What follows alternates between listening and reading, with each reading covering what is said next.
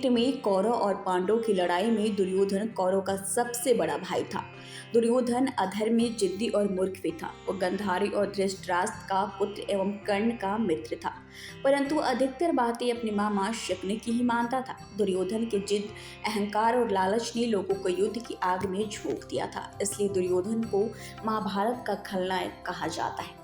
तो दोस्तों, आज हम आपको दुर्योधन के बारे में कुछ ऐसी रहस्यमयी बातें बताएंगे जो शायद ही आपको पता हो। दुर्योधन का जन्म 100 घड़े में से पहले घड़े से हुआ था। जब दुर्योधन का जन्म हुआ तो वो रोने के बजाय गधे की तरह रेंकने लगा और जन्म लेते ही बोलने लगा था। दुर्योधन ने जैसे ही जन्म लिया, कई तरह के अपशगुन देखने को मिले। जैसे शियार जोर जोर से रोने लगे, उल्लू शोर मचाने लगे, आसमान में अचानक काले बादल छा गए। इन घटनाओं को देखकर विदुर ने कहा कि अपशगुन बता रहे हैं कि यह पुत्र हस्तिनापुर के विनाश का कारण बनेगा।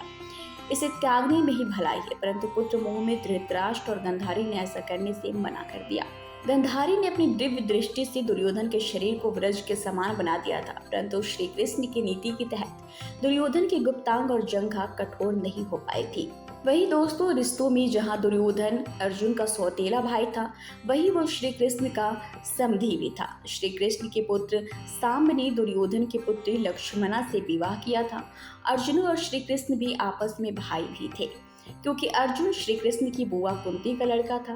लेकिन अर्जुन ने जब श्री कृष्ण की बहन सुभद्रा से विवाह किया तो वे उनकी जीजा भी बन गए थे। दुर्योधन ने पांडवों को मारने के लिए सबसे पहले भीम को जहर देकर नदी में फिंकवा दिया था, लेकिन भीम बच गए थे। फिर दुर्योधन ने पांडवों को मारने के लिए वार्तावट में लक्षगृह का निर्माण कराया। वहां से भी पांडव बचकर निकल गए थे। फिर पांडवों के वनवास होने के बाद अज्ञातवास में दुर्योधन जंगल जंगल पांडवों को ढूंढने के लिए अपनी सेनाएं भेजता रहता था।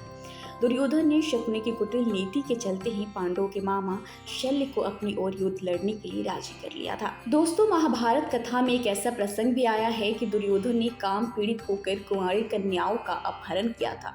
धृत क्रीड़ा में पांडवों के हार जाने पर जब दुर्योधन भरी सभा में द्रौपदी का अपमान कर रहा था, तब गंधारी ने भी इसका विरोध किया था। फिर भी दुर्योधन नहीं माना। यह आचरण धर्म विरुद्ध ही तो था। जब दुर्योधन को लगा कि अब तो युद्ध होने वाला है, तो महाभारत युद्ध के अंतिम समय में अपनी माता के समक्ष नग्न खड़ा होने के लिए भी तैयार हो गया। महाभारत में दुर्योधन के अनाचार और अत्याचार के किस्से भरे पड़े हैं।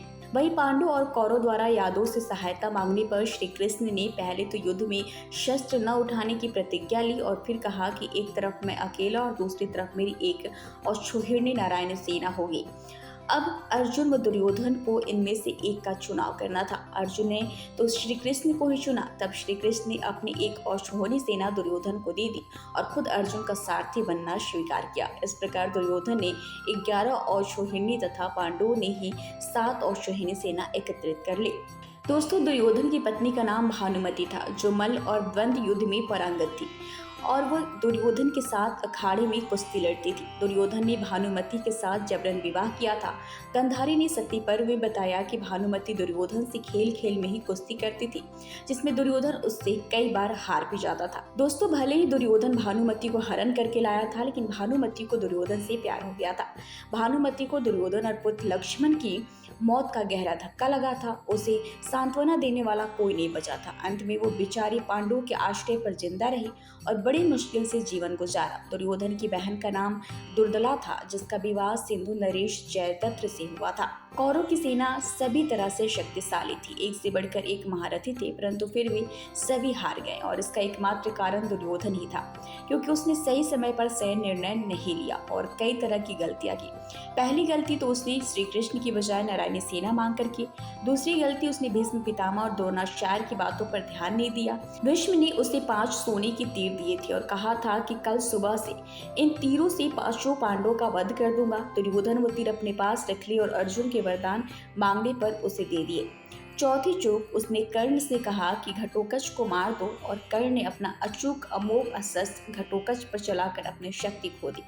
5वीं चूक उसने ये की कि जयद्रथ को वह उचित सुरक्षा नहीं दे पाया और 6ठी चूक ये की कि उसने उचित समय पर अश्वत्थामा को सेनापति नहीं बनाया, अन्यथा युद्ध का परिणाम कुछ और ही होता। वैसे दोस्तों, क्या आपको महाभारत के रहस्यों के बारे में पता था? हमें कमेंट सेक्शन में जरूर बताएं। साथ ही ऐसे अपडेट्स के लिए हमारे चैनल को सब्सक्राइब जरूर करें।